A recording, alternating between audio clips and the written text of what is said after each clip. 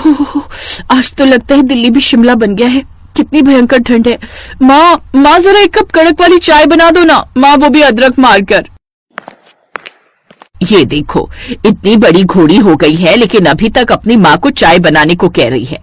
शर्म नहीं आती तुझे? अरे तुझे तो मुझे चाय बनाकर देनी चाहिए, ठंड में बर्तन धोकर आई हूँ मैं। माँ बना लो ना, आपको पता है ना मुझे चाय बनाने में कितनी आफत आती है। बस उसके उबलने के इंतजार में कितनी देर तक खड़े रहो, और ऊपर से उस छलनी से चाय छानना मेरे बस की बात नहीं है। ना जाने क्या होगा इस लड़की का, अपने सास ससुर को एक कप चाय भी नहीं पिला पाएगी ये तो, और मेरी नाक कटवा कर आ जाएगी ससुराल में। कौशल्या बड़बड़ाते हुए रसोई में चाय बनाने चली जाती है। ऐसे ही समय बीतता है।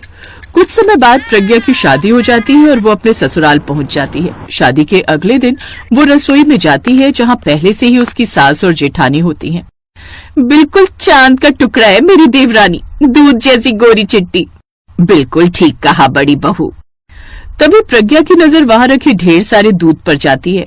इतना सारा दूध, हमारा कोई डेयरी का काम भी है क्या माँ जी, या ये मेरी पहली रसोई में खीर बनाने के लिए आया है? नहीं देवरानी जी, ऐसा कुछ नहीं है, ये तो इस घर की चाय के लिए आया है। लेकिन चाय के लिए तो 12 कप में भी 1 लीटर दूध बहुत है ना जेठानी जी। सिर्फ 12 कप चाय बहू? अरे यहाँ तो दिन भर में 500 कप चाय बन जाती है, और 1 कप तो कोई पीता ही नहीं, कम से कम 15-20 कप तो एक आदमी ही पी जाता है। महीने की चाय पत्ती कम से कम 50 किलो लग जाती है, और चीनी और दूध का तो पूछो ही मत। बड़ी बहू, इसे जरा वो चाय का पतीला तो ला कर दे, उसमें ये चाय बना लेगी। प्रज्ञा की जेठानी उसे स्टोर रूम से बड़ा सा पतीला ला कर देती है। ये लो देवरानी जी, अब इसे भरकर बना दो। जानती हो ना कितना बड़ा परिवार है हमारा, और यहाँ बच्चों से लेकर बड़ों तक सबको चाय कितनी पसंद है। चलो अब जल्दी से चाय बना कर ले आओ। प्रज्ञा के परिवार में उसके सास ससुर, जेठ जेठानी, उनके 3 बच्चे, 5 ननद, 4 देवर सब लोग रहते थे। सभी चाय के बड़े शौकीन थे। प्रज्ञा बड़ा सा पतीला लेकर बड़बड़ाते हुए चाय बनाने लगती है। हे भगवान, मैंने पहली बार इतना बड़ा पतीला भरकर चाय बनाई है। मैंने कभी सपने में भी नहीं सोचा था कि मुझे 500 कप चाय पीने वाला ससुराल मिल जाएगा। इतनी चाय तो मैंने पूरी जिंदगी में नहीं बनाई जितनी यहाँ आकर कुछ दिनों में बना डाली। कुछ देर बाद वो सबको ढेर सारे कप में चाय बनाकर परोसती है। चाय की पहली चुस्की लेते ही उसकी सास उसमें कमी निकालते हुए कहती है, ओहो बहू, चीनी तो कितनी सारी घोल दी इसमें। बहू, पूरा कनस्तर ही उड़ेल दिया है क्या चीनी का? सॉरी माँ जी, वो पहली बार इतनी सारी चाय बनाई है ना, तो लगता है अंदाज गलत बैठ गया। अगली बार से ध्यान रखूंगी। भाभी, ये चाय तो इतनी मीठी हो रही है जैसे चाशनी, और इसमें रसगुल्ला डाल दिया जाए तो मीठा हो जाए। लेकिन मेरे लिए तो तूने एकदम परफेक्ट बनाई है, मुझे तो ऐसी चाय पसंद है।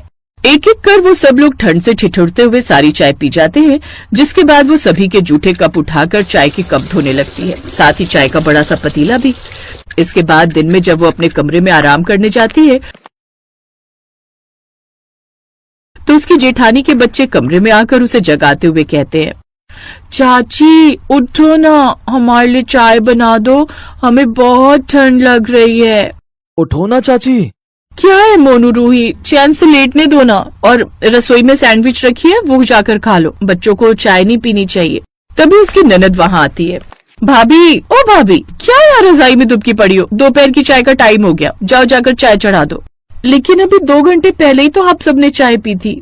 हाँ तो 2 घंटे हो गए उस बात को। चलो अब उठ जाओ, माँ का ऑर्डर है, अब ये सुस्ती छोड़ो और चाय चढ़ा दो। माँ भी बाहर चाय का इंतजार कर रही। प्रज्ञा मन मारकर उठ जाती है और एक बार फिर पतीला भरकर चाय बनाने रसोई में चली जाती है।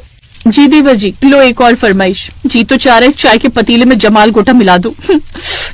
ये ठंड, हाय भगवान, मेरी फूटी किस्मत। मेरे तो ससुराल में सारे के सारे चाय के चूसडे भरे पड़े हैं, जिन्हें दिन रात सोते जागते उठते बैठते बस चाय ही चाय चाहिए। इनका बस चले तो चाय के टैंकर में डूब पड़े और सुड़क सुड़क कर चाय पीते रहे। एक तो वैसी इतनी ठंड है, खुद तो रजाई के अंदर घुसे पड़े रहेंगे और मुझे ऑर्डर करते रहेंगे।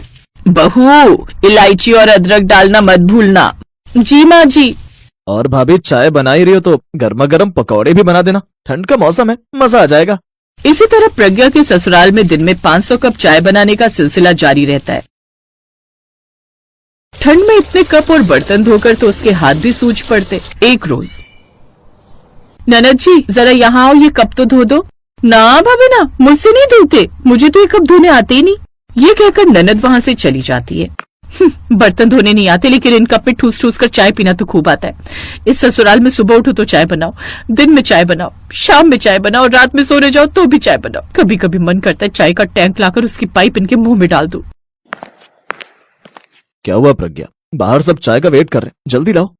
देखो, मुझ में इतनी हिम्मत नहीं है कि मैं एक तो सुबह शाम 500 कप चाय भी बनाऊं और ऊपर से इतने सारे कप भी दो। अरे तो कोई बात नहीं, मैं डिस्पोजेबल कप ले आता हूँ, तुम उसमें सबको चाय दे देना। अब वो डिस्पोजेबल कप में सबको चाय बनाकर देती है, लेकिन अब तो डिस्पोजेबल कप का कचरा तक भी उसे उठाने पड़ता एक रोज।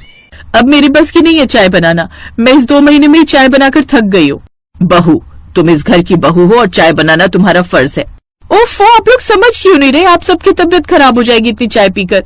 इतनी चाय पीना सेहत के लिए अच्छी नहीं है। पर उसकी बात कोई नहीं सुनता। लेकिन कुछ ही दिनों में घर वालों को चाय से दिक्कत होने लगती है। किसी को गैस तो किसी को एसिड और किसी को कब्ज की दिक्कत होने लगती है। एक दिन अचानक सास का बीपी काफी हाई हो जाता है। डॉक्टर साहब क्या हो गया? माँ को कल तक तो पूरी तरह ठीक थी। मुझे लगता है आप सब चाय के बड़े शौकीन हैं, लेकिन ज्यादा चाय पीना सेहत के लिए हानिकारक है। आपकी माँ जी को चाय के कारण एसिड, बीपी और गैस की शिकायत हो गई है, और यही सब बीमारी आपको भी हो सकती है। इसलिए चाय से जितना परहेज कर सके उतना आप लोगों के लिए अच्छा होगा, नहीं तो बहुत बड़ी परेशानी में फंस जाओगे। अब सबको अपनी गलती का एहसास होता है और अब वो सब चाय पीना कम कर देते हैं। अब वो दिन में बस एक बार ही चाय पीते, वो भी बस एक एक कप ही। लेकिन इन सब से अब प्रज्ञा बड़ी खुश थी। उसे अब दिन में 500 कप चाय नहीं बनानी पड़ती थी।